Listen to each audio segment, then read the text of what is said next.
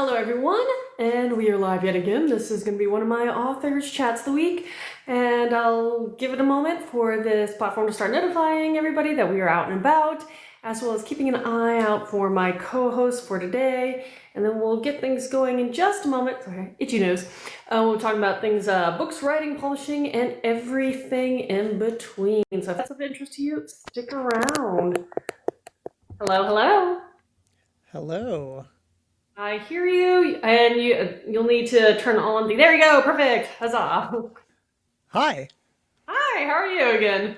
I'm good. Good to be here. Good to see you again. Good to see you. And it's what I'll do is kind of like what I did last time. Is I'll let you reintroduce yourself and kind of kickstart what you write, and then we'll catch up on what's been going on with you since the last time we chat. So why don't you do that? Okay, yeah. So hi everyone. I am Ben Schenkman, urban fantasy author and audiobook narrator, and I celebrated the latest release, which was my first book in a new series, just at the end of March. March 30th was the release date, called My Brother's Keeper. So how did that release go? Because it's, I mean, still relatively new and out in the world, but you've also, in another way, almost had a full month of it out. Yeah, so it's interesting because there are people who will tell you that your book release will make or break your success with a book, and that's primarily just from a trad pub perspective. Mhm. For any of us who, either if you're hybrid or if you're indie, and I'm entirely indie, that's really not how Yeah. it works for us. It's really about building your readership over time and building a backlog or a backlist rather. And so the release went well. I had a small amount of pre-orders, but about in line with the last book that I had done. The critical reception of the book has been really good. I did a fantastic release party with four different podcasters all Wow. together, which was a great time. So yeah, I've enjoyed it. It's been good. The reviews are still rolling in slowly, but again, people are really enjoying the book, and that's primarily what I'm here for.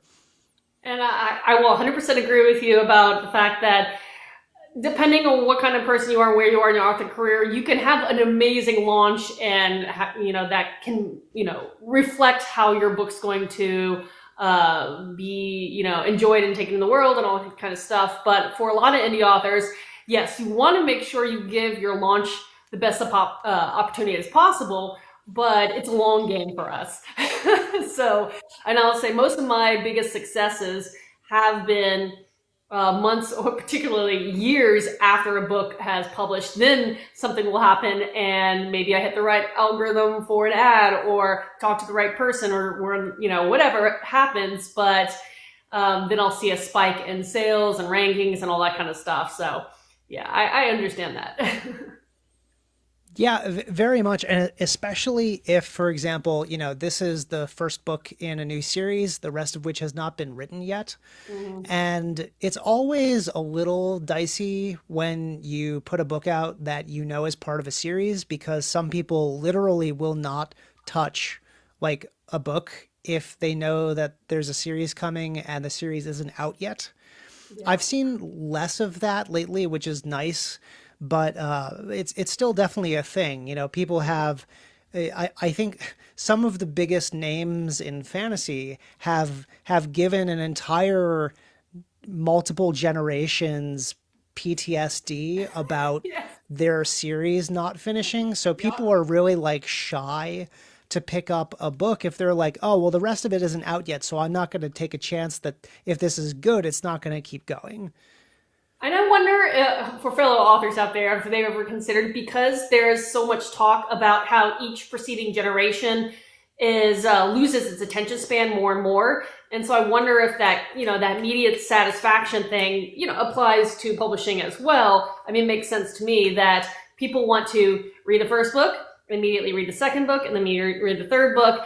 And when they can't get that immediate satisfaction, one, they're always afraid. There's a number of them that are afraid that they'll forget about it, which some may do, or they'll just lose interest because they'll find the next interesting thing. So it is hard because on the publishing side, I know there are authors out there that can turn a book really quickly. Kudos to them. Proud of you. And we're not talking about the AI stuff. Like there are actually authors, hardcore writing, sweating, and writing books really quickly. That's fantastic.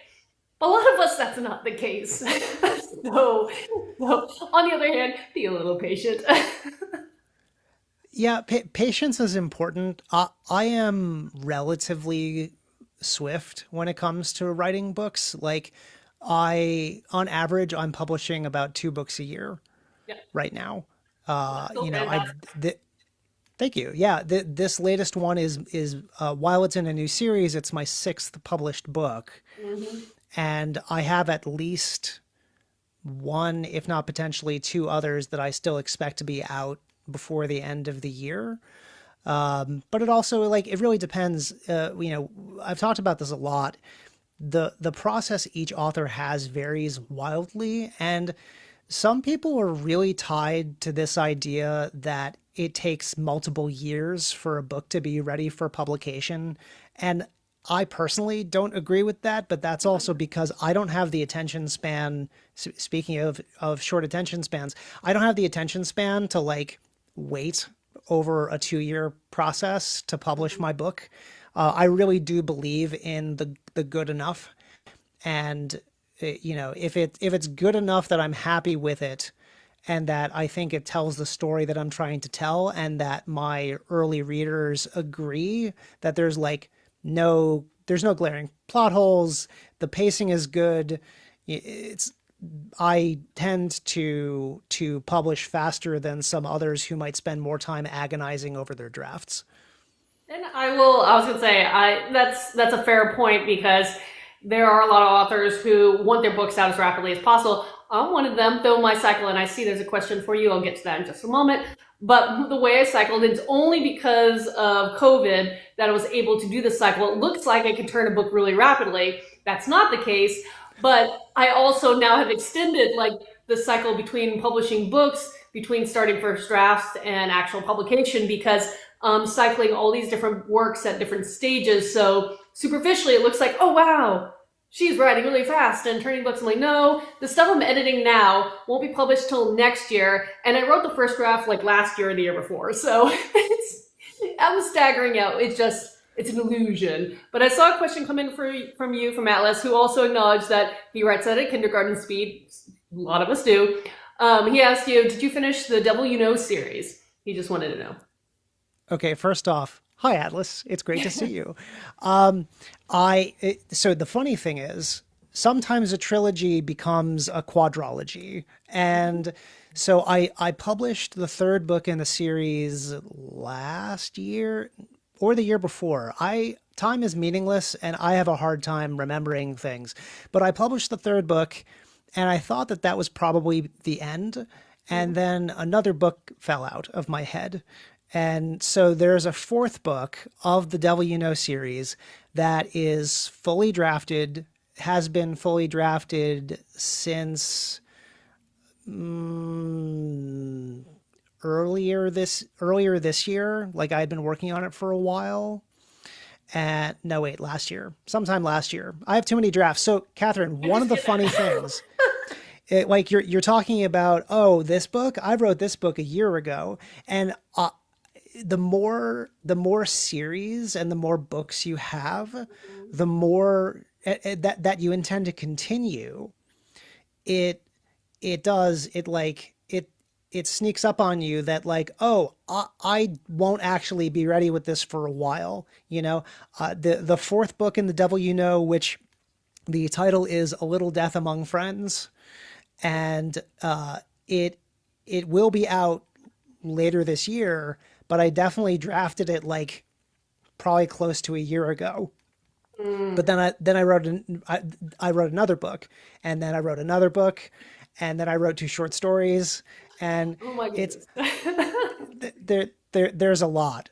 So yeah, the Devil You Know will be the main story will be complete at 4 books. I do already have an idea for like a continuation, which would be a new trilogy that builds off of the first series. because by the time you get through the fourth book, there's three POVs. And I have this idea of some world changing event that happens that causes each of them to need to go off and do a thing. So I would basically get to write a standalone for each of the POVs that for these last two books have had to share the Mhm. spotlight. That's pretty neat. And I think we talked about it the last time we were on chat, but I know this is a topic that comes up a lot where a lot of authors see lots of value, and so do readers, when they're able to stay in that world they're building out, their reality they build out as long as possible. You've established the world, you've done the bulk of the world building, and then spin-off series and prequels and backstory and side characters get their chance. And I know for a readership, that's a lot, that can be a lot of fun because they can stay in the world that they love or the reality they love as long as possible. I wish I could do that. I see the shiny new story and it's always completely different. So I make more work for myself than less. Shame on me. I'm in a similar boat in some ways because so I can't talk fully about it yet because I don't have the details, but I'm currently involved in two anthologies. Hmm.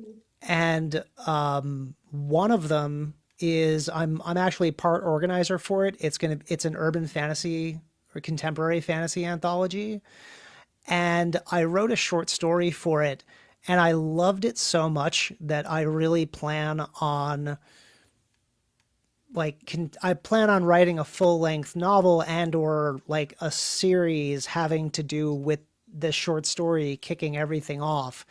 And so it's like, oh, I've done this to myself, didn't I? I could have just kept going with my other three series, but no, I had to write this short story, which is now like the new shiny.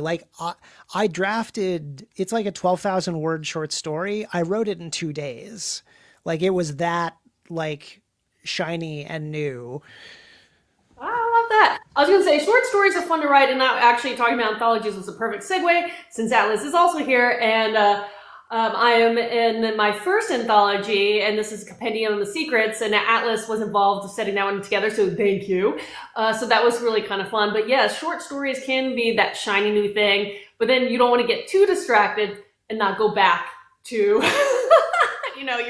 your other stuff. But I definitely know some authors that actually like writing short stories, probably more so than their full lengths. It's just for full lengths sell better for them, and obviously are a better chance for them to establish themselves as authors, typically than short story writing.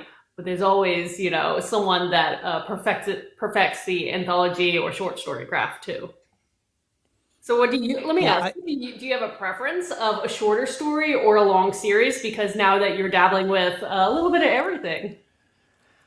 I like I like short stories to either tell something that's effectively a vignette Hmm. or something that introduces something else. Like I love the reader magnet in that you get it's a short story, it's a teaser, it's a taster, it introduces like the world and or characters or maybe a character that you're not planning on continuing with in the longer books.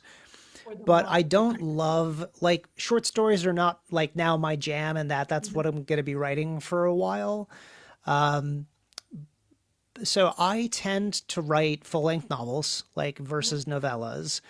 The shortest book that I've written was actually for the Inkfort Publishing Derby last year, and that was still like around 60K, I think, maybe a little bit shy of that. But most of my books are somewhere between now 80 and 100. And the more books I write, the more I'm like edging towards the 90 to 100 territory. Like the last two manuscripts I wrote were my first books to break 100,000. Wow. I think, well, I will say, and I'll go back to a couple of comments in just a second, but when I started off, I did the opposite, where one, I was still trying to figure out my writer's voice. So I talked a little bit too much. And retrospectively, like if I wrote that same book now, I would definitely clean up some of the prose and so it'd be a little quicker, not just for reading, but pacing wise. Things you learn as you go. But my first book was, I think, like 135, 140,000 and trimmed it down to, I guess, 130, I don't remember what it was. But like was able to trim it down, and then for a while I kind of stuck around that 115, 120, dabbled with the whole series, which Atlas pointed out. Yes, I have a 16 novella series. Those are novellas. They were meant to be fast published. And now I'm going back to longer works again because the current project I'm doing is probably going to be like 160,000. So it's just, but it's fun. It just, depending on the project and the story and the type of genre and subgenre you're writing in, that can lead you to, different word counts and lengths and good things and bad things, challenge wise. Let's see. Okay, I see a question on the bottom. It says, do you feel like you find a better balance with longer stories versus short? Like, I guess, do you have a preference on size at this moment? I mean, it sounds like you're getting larger and longer and longer. I think I want to put a stop to the stories getting longer and longer. I think I had been aiming at 80, like 80,000 words. That was my goal.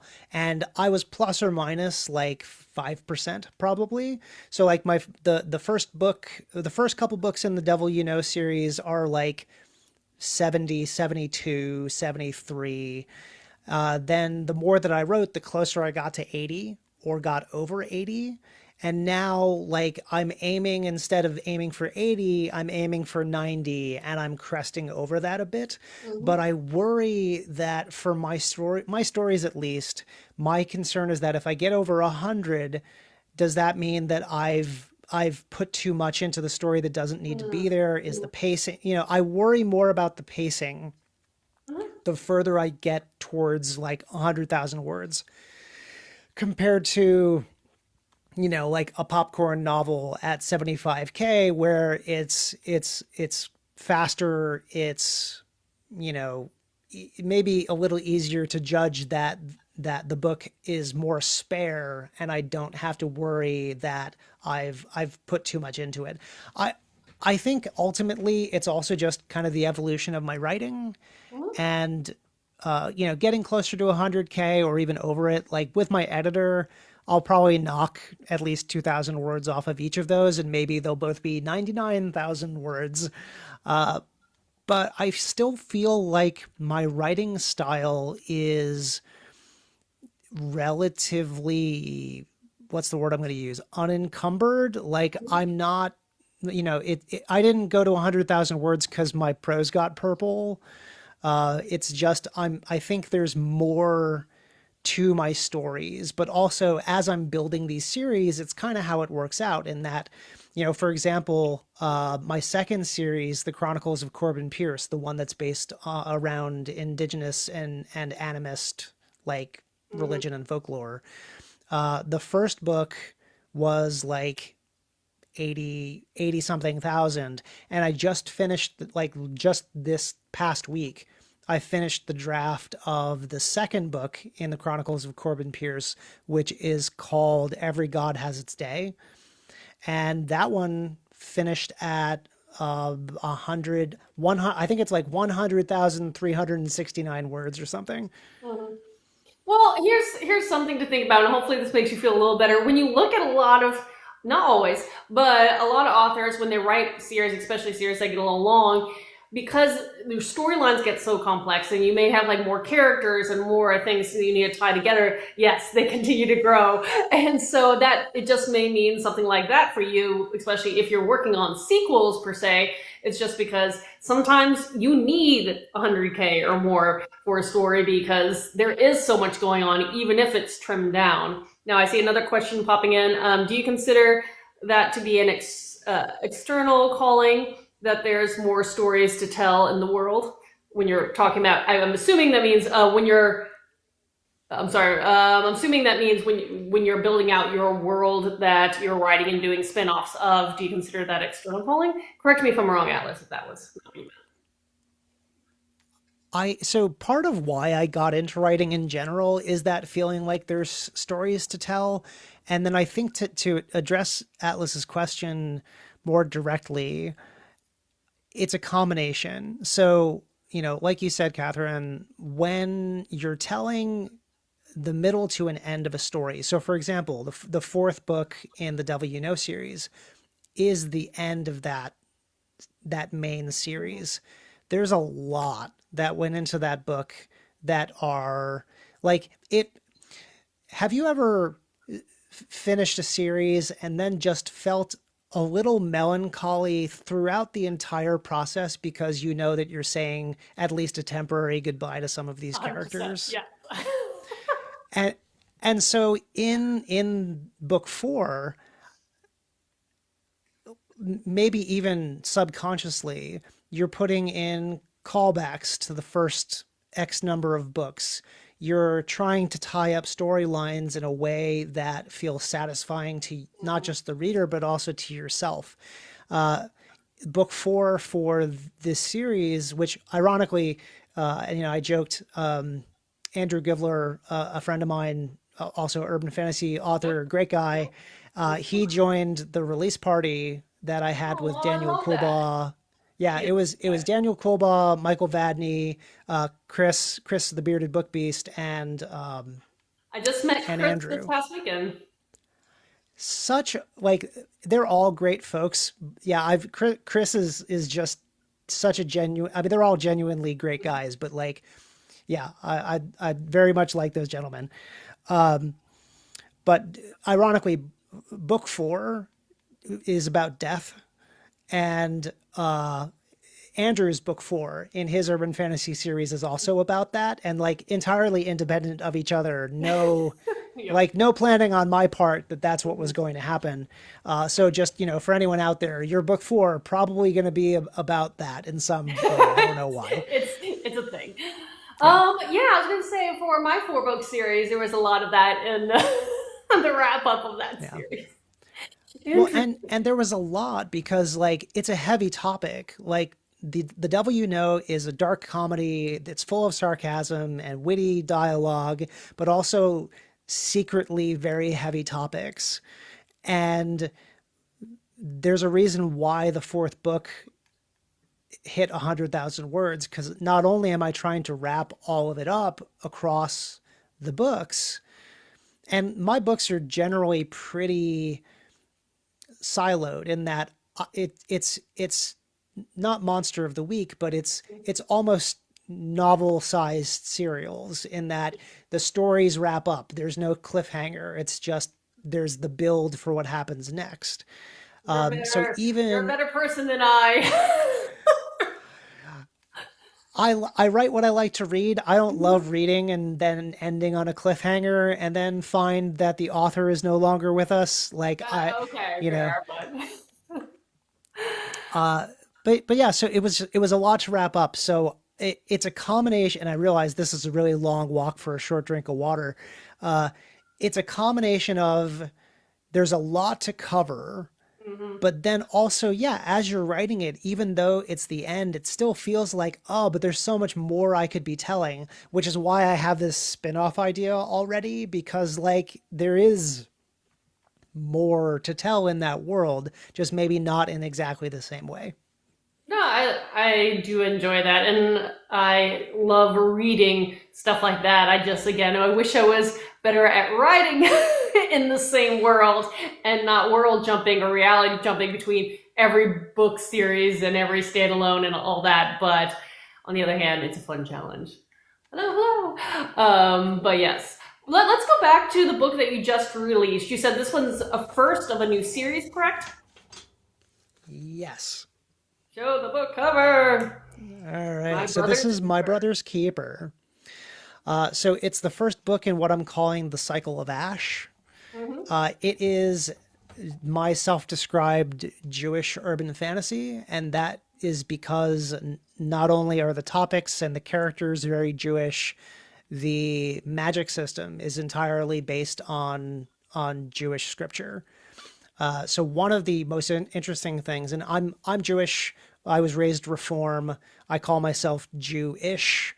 But the thing that I learned in researching for this book is that there's just so much actual like magic and demonology in Jewish lore, and specifically a lot in a book called the Talmud, Hmm. that I I could base my entire magic system, I say by the book and I mean that. Like by the book, the magic works with, some creative license because it still has to be interesting. Mhm. But I have so much source material to work on. But yeah, so My Brother's Keeper is the story of Max Asher, who returns home to New Haven, Connecticut, after having been estranged from his twin brother, to attend his funeral and then investigate the mysterious circumstances of his passing. It's not the same as my first series is dark comedy. My second series with Corbin Pierce is maybe more traditional urban fantasy, a Yeah. la Harry Dresden. My Brother's Keeper is more crime noir. Max is a private eye. Yeah. It's got those kind of grittier vibes to it. The magic is very detailed, and I love the story. It also has you know, I'm not saying this, my readers are saying this. It has a jaw-dropping twist at the end. I love good twists. Well, okay, so and I remember the last time we talked, you were working on this project, and I don't remember how early in that project you were doing it. And I had mentioned at the time that there aren't a lot of writers who are utilizing that kind of, I guess you called it like the demonology of Jewish belief systems and lore.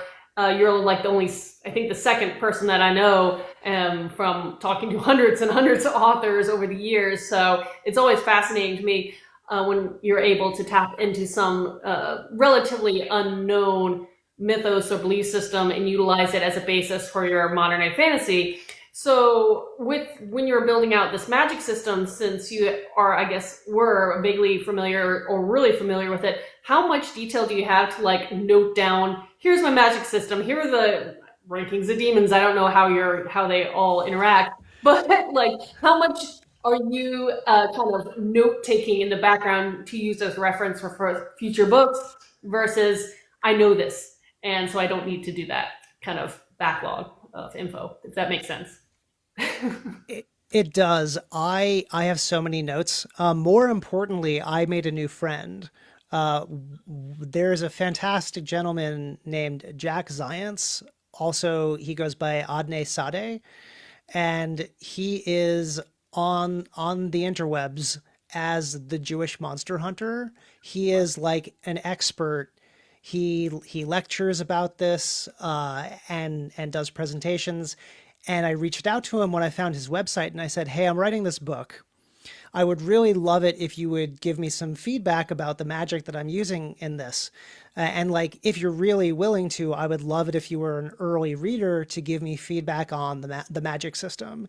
And he said, "Not only will I do that, here are all of my source materials in Yeah. PDF and other forms." It's like a 3 gigabyte like data dump of Yeah. everything that he's collected. And like Jack is a fantastic human being. Like Jack is the definition of a mensch. And for anyone who doesn't know, it's a mensch is a Jewish person that does good deeds. And yeah, so Jack Zients, the Jewish monster hunting mensch, is like my best friend on this That's series. wonderful. And yeah, so I have to take notes. It's not progression fantasy. The urban I prefer my magic systems to be on the softer and more nebulous side. This is more specific from a ritual standpoint. Mhm. So I'm trying to get it right scripturally, but not so specific that I have to like if I have to rank demons, it's because scripture will tell me the demons are ranked. Like Sure. Yes. I'm going pretty much in that regard, but it's more to do with the hidden spirit world of magic and demons, and all of that. So yeah, I have tons of reference material for the rest of these books. I love that. And it sounds like Bill from Bill's Books and Bill's Book Talk. I love you. Hi. Is fascinated by this, and she's asking, is there romance in it? So there isn't the there is something. This is hard. So here's the deal. Max is it's very early in the book that you understand that Max has flown into town and is staying with his sister-in-law, the widow of his identical twin brother. So there is no romance. There are some undercurrents of things that you may find interesting or may not like the flavor of, but there's no romance. It's not that kind of book. Yeah, so just to set expectations, this is not a romance. My only series, so The Devil You Know has romantic subplots. Like they have romantic subplots which lead to romantic relationships that persist through the books. The Chronicles of Corbin Pierce has no romance, and The Cycle of Ash currently has no romance. Though I will say, for anyone who cares about representation, the character is canonically bisexual, casually in a book with no romance or spice. Hey, it's okay. I mean, most of my books and series either have, romantic subplots are either very minimum or again, they're not the main focus. I'm not a romance writer by any means. Though I have a secret project, which Bill knows about, that will come out hopefully next year. That's going to be one of the things that's going to be different about it. It's the romantic aspect is the meat of the story versus the rest, the way I write my other stories. So it is kind of fun, and there are readers who appreciate all different ways, and so it is kind of nice to have a little bit of everything for people because there's a book for everybody. They just have to find the right book. Let's see. Okay. So for this new series, what inspired you to go this route and create this particular book series versus something a little more similar to what you've written before? Okay, so a couple things. Yeah. Number one, I'm an identical twin. Like, no Haha! joke. I am an identical twin. When I came up with this idea, I told my brother, this book has nothing to do with you, because one of the twins in the book is no longer with us. So I was like, let's just get this out in the open. This is not, I'm not writing a how-to manual. This is not what this is about. You're not writing your biography. It's like Exactly. autobiography, I Exactly. should say. But I have to admit, I wrote this book because I dreamt up the twist first. Ooh, okay. And I sat on it the entire time that I was writing the book, waiting to write the twist. And I have to say though, like it was such a satisfying experience when I finally got to the point where I could write it and like it came together and it was like it felt really good to do that. But partly it's also because I want more Jewish representation in fantasy in general, but urban fantasy specifically. There are plenty of Jewish authors. There are authors that write, you know, urban fantasy. You've got Ben Aronovich with Rivers of London and others. So I can't say that it doesn't exist, but I will say that not enough of it Yeah. exists. You've another newer Jewish author, J.S. Gold, who wrote the Sanhedrin Chronicles. Um, you know, we in general, I think, like modern author Jews probably look at it and say, like, could there be some more Jewish books? Mhm. Yeah, I think that'd be pretty cool. And so I came up with this idea, and then it's just kind of built into this series that I'm now writing partially just for representation for myself. Like representation is so important in all of my books that I want to represent marginalized communities. I want to represent people who don't see themselves in books casually as just people that exist in the world. I write a lot of queer relationship norms into my books because of just the way that it feels to be in those kinds of relationships. And I'm writing this book series because I want to see a Jewish protagonist that isn't a caricature also. So I think I posted about this on Reddit when I was I was gathering ARC readers, review copy readers, and someone said this is a great idea, like, but then made some sort of like joke in the like Judaism has a history of self-deprecation and self-mocking humor because dark humor is one of the ways that people get through tough times. And as a culture, especially like New England Jews like myself, I think have an extra helping of um, dark humor.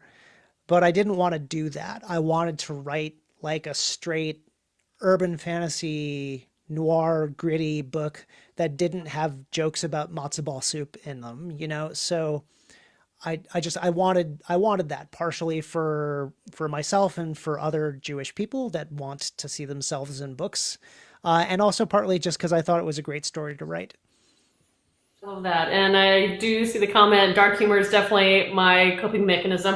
I feel like that's a case for a lot of people is humor is an outlet for various pain and, struggle. And so I wish I could write humor better.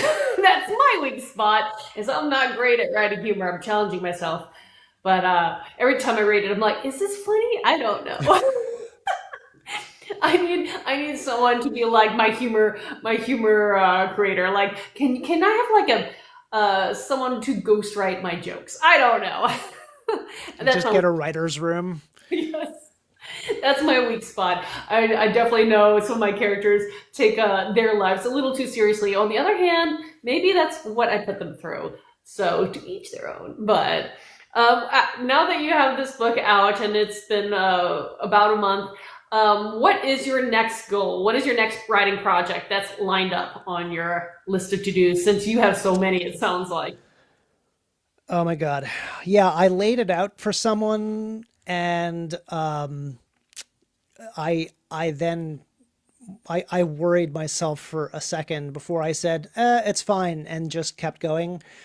So on the docket right now, I'm recording the third audiobook for the Devil You Know Nice. series. So that's still in progress. I've just finished the draft of the second book in the Chronicles of Corbin Pierce. So I have two complete manuscripts that I need to get through the editing process. Yeah. And I have another short story for a different anthology that I need to write that's due sometime in June. And I'm probably going to start writing the second Cycle of Ash books soon because I can't stop myself. I don't know how you deal with it, but once I finish a draft of the next book in one series, I cycle to, no pun intended, I cycle to the next one in that, okay, now I have to write book two in the next series. And then once I have book two in the series that I've written, then I'm going to start on book three of the first one. And then book three, because I feel like I can't write book two and then book three right after each other. I need to let everything like marinate for a while. And I think that's fair. I mean, it's also good to give yourself a gap of time, especially from first draft and then before you go back and really try to do a heavy edit, because if you just come off of it, you may be seeing it with eyes that are a little too close, a little too familiar, and giving it, a moment. You can come back and, catch some of the more errors, but also have those elated moments where I'm like, I don't know, for me, sometimes I'm always nervous rereading a book, being like, oh, I don't think it's I don't know if it's as good as I think it was. And then you start reading it, and you're like, oh, okay, this feels better. It's not bad. It needs to be edited, but it's not bad. Those are kind of nice little things. But yes, giving it a moment to breathe, your work and you is a good thing. And I definitely cycle kind of like that. I'll write whatever book in my YA series, and then a book in like the series I'm working on, and maybe a little book that's more of a standalone, right?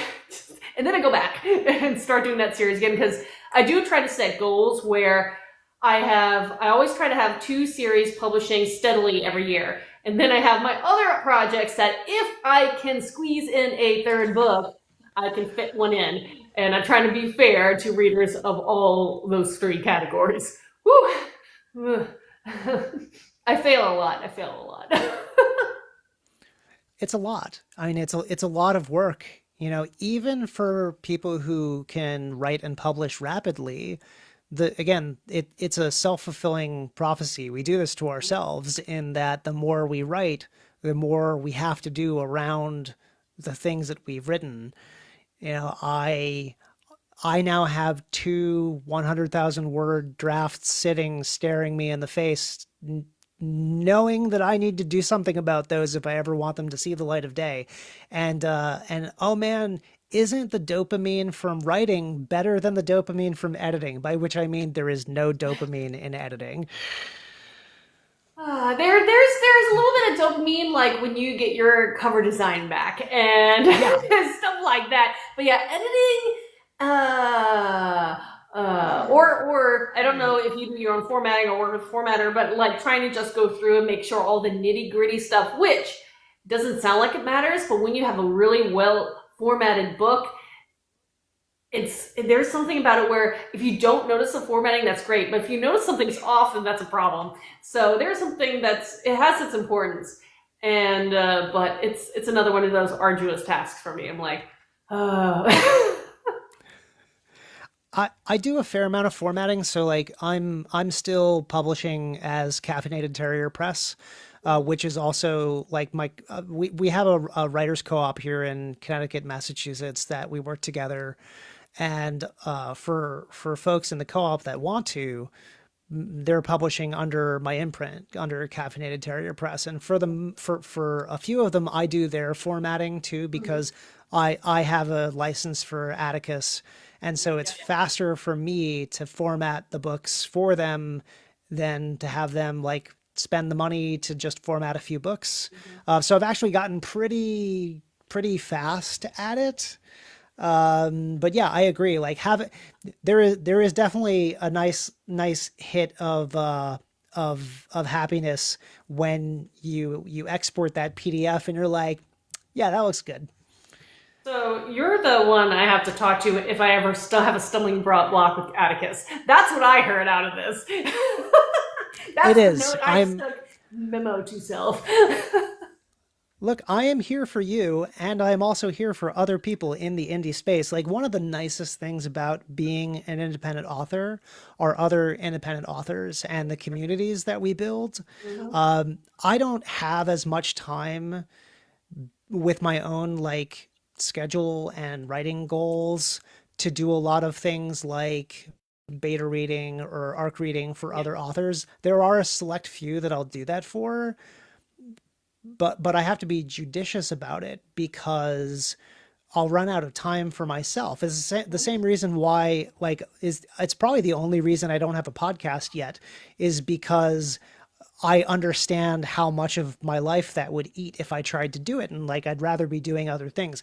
But like, if you need help with Atticus or you want just please reach out anytime. I want to help Thank people. you, actually. Thank you. I do love it. There's a couple things that I know it's capable of, but I don't know how to do. So I will definitely keep you in mind when it comes time to try to figure that out. I do have a question that popped in saying, for a new author, is it better to start with writing shorter books, in your opinion? I hate to say how big are your ideas, but like some stories can't be short.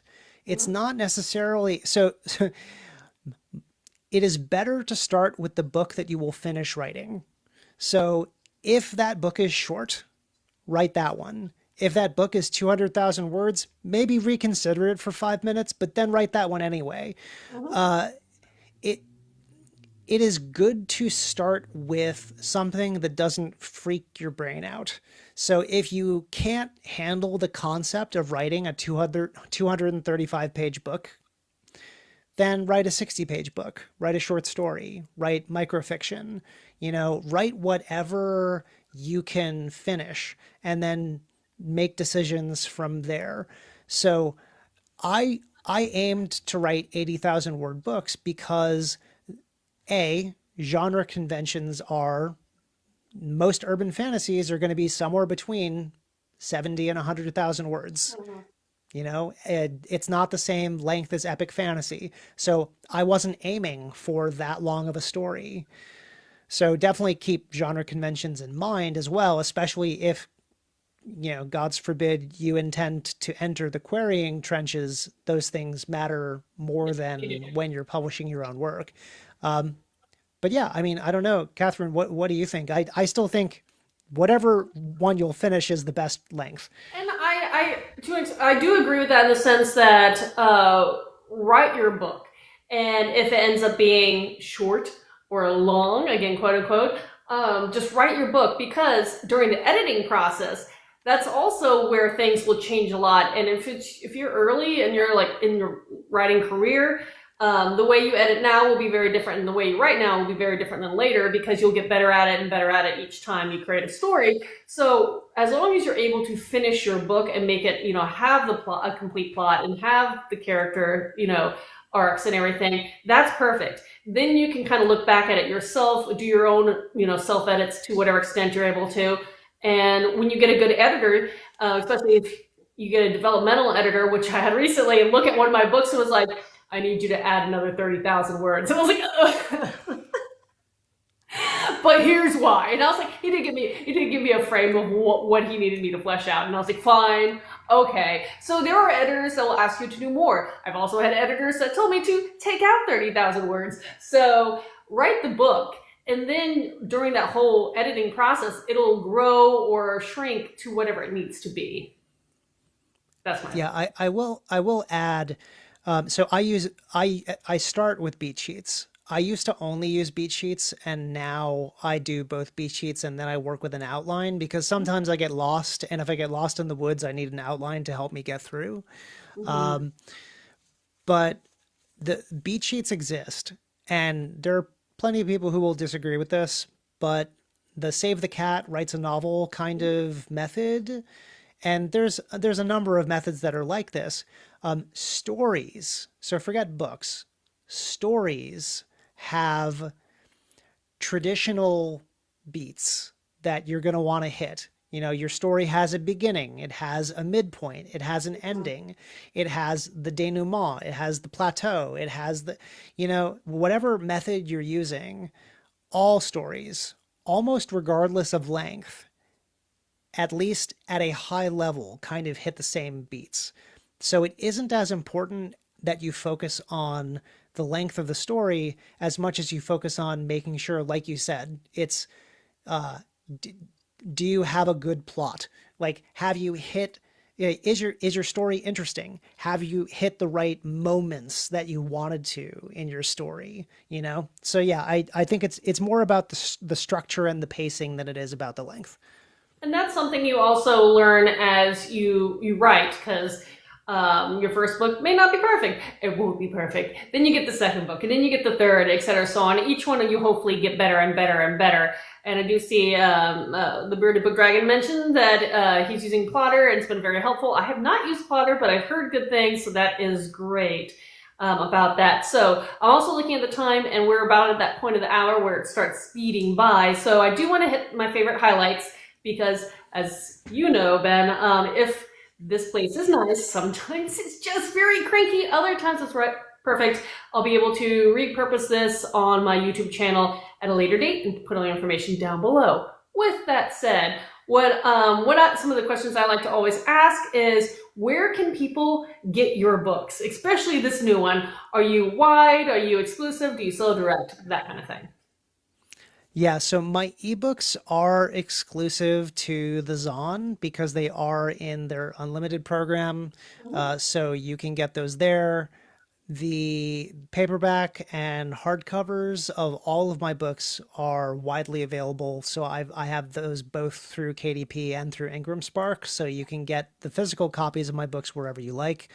All of my audiobooks will end up being wide eventually. So the first two audiobooks of my series, The Devil You Know, are widely available.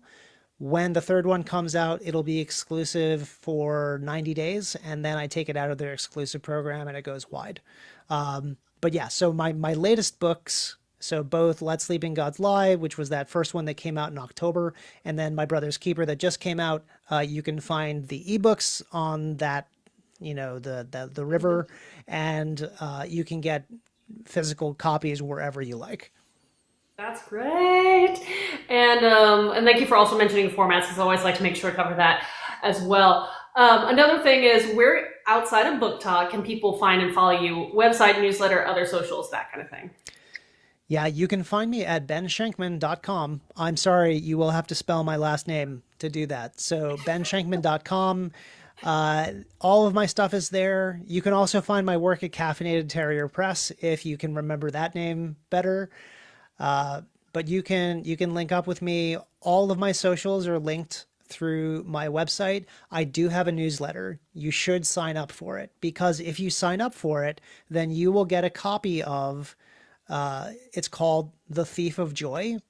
And The Thief of Joy is the zero point 0.5 introduction to the Devil You Know series. So for anyone who likes Nick, my barista main character from My Boss is the Devil and subsequent books, if you want to know about how Nick got to be in the Devil's crosshairs in the first place and meet a really cool character named Frank that I dreamed up for this story, who I believe deserves his own like prequel novella down the road, you should sign up for my newsletter, because you get a copy of The Thief of Joy ebook for free for signing up.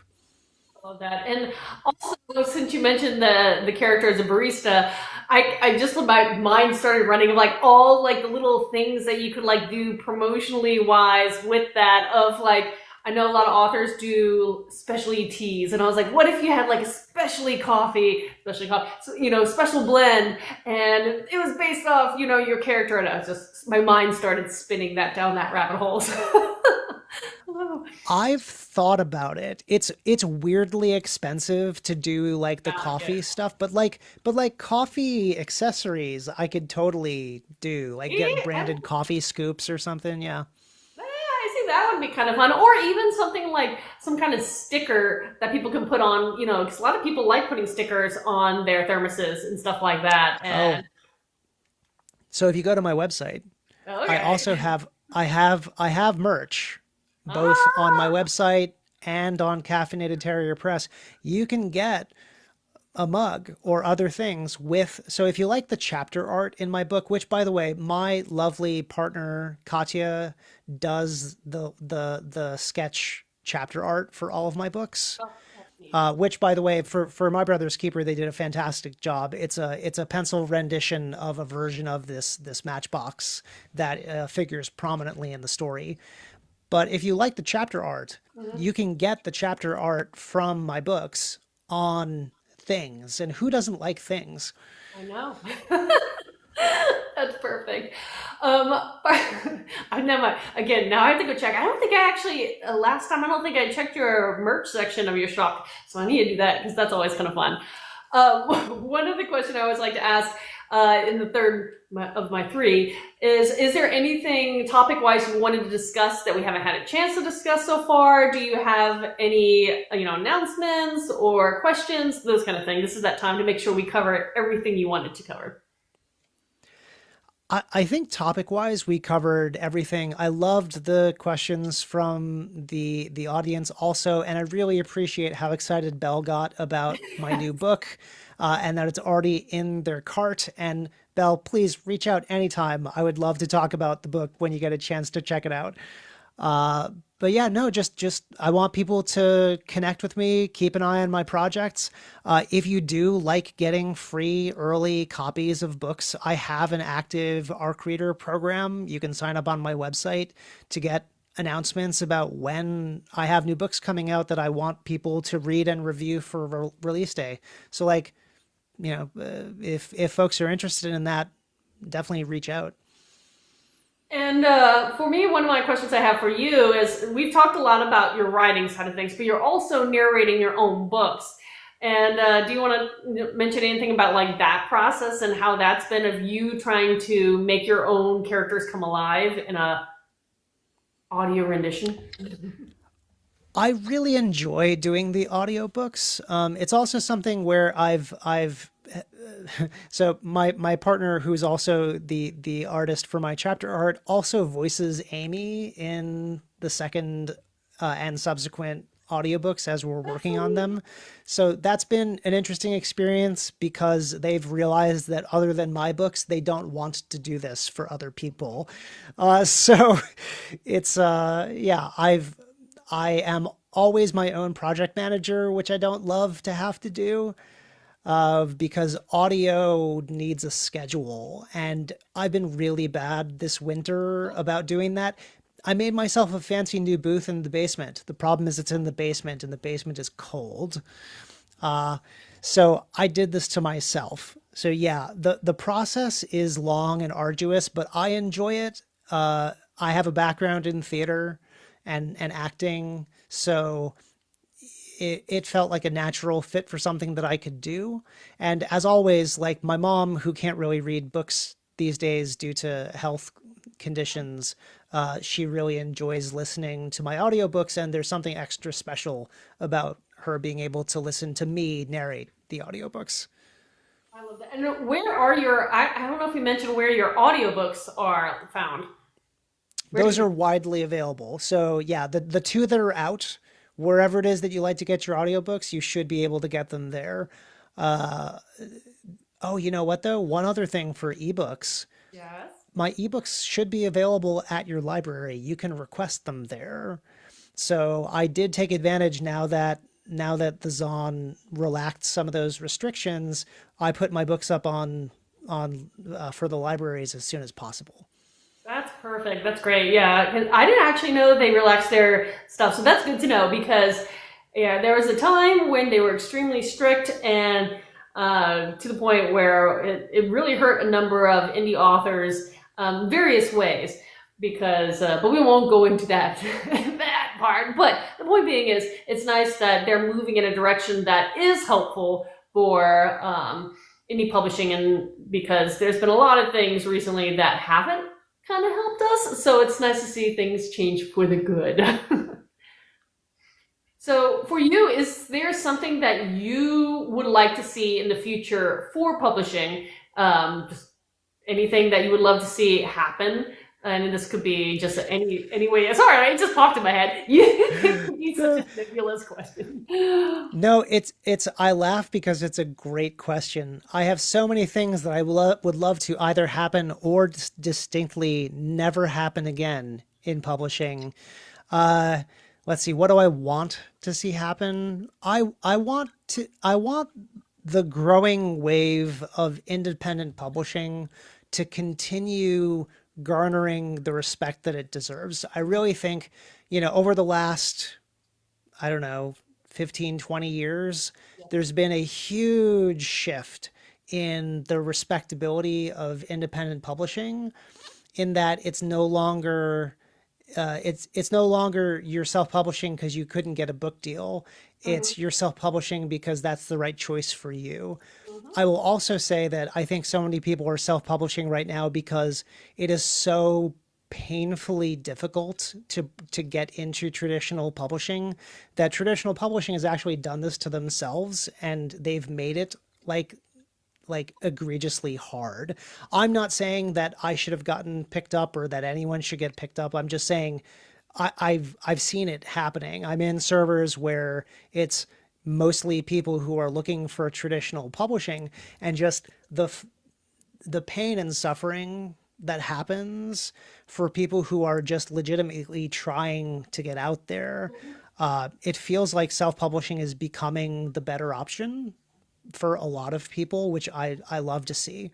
I will also say something that I would love to see stop happening. Two things. One, I would love to stop seeing fan fiction be the thing that gets the serial numbers scraped off and then like picked up for publishing deals compared to not fanfic work. Like respect to fan fiction writers, but I think one of the beauties of fan fiction is that it was not intended to be published, and in fact could not be. And now it seems like that's like the darling of the publishing industry currently, which is a little odd. It makes me think of the movie industry where it feels like at times there's no new story. It's all repeats of the story again and again, or spin-offs of the same concepts. But finding that newness is hard. And yeah, wherever you are, be it like movies, shows, books, sometimes, where is that unique quality? But yeah, and the thing about publishing, like there's reasons why you may want to go trad or small press or mid press versus going independent, and there's pros and cons for all of it. So I will admit out there, for anybody who's listening to this, just know your choices, know your options, and make sure you know the pros and cons of it all, because being indie, it's hard. You have to do it all so it's not an easy route. On the other hand, there are a lot of perks too. You have the control, you make a better cut of the sales, but there's pros and cons of everything. So just make sure you know what you're aiming for and do your best.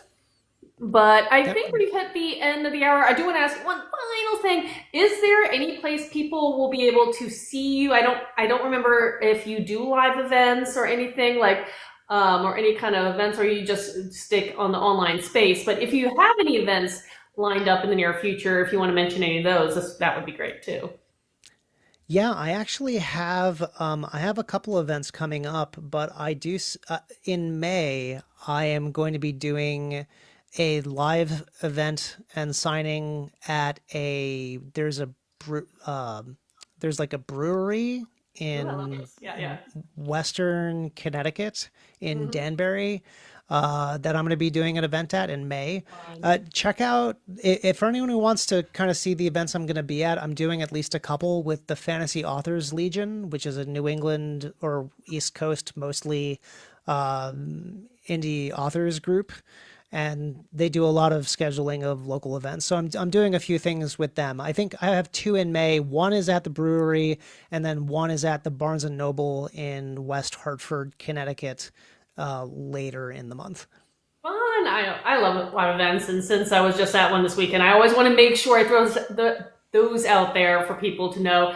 And for me, like two things I do want people to keep in mind if they're interested in my side of the writing world. I had a double release this weekend. One was for an audiobook. It was the 11th audiobook of my Viking Dark Fantasy series, The Guardian Speaker. So that is now in audiobook form, widely available, though Zon is just being a little slow in the uptake to put it, but it's on most other places at the moment. Zon just takes forever every time.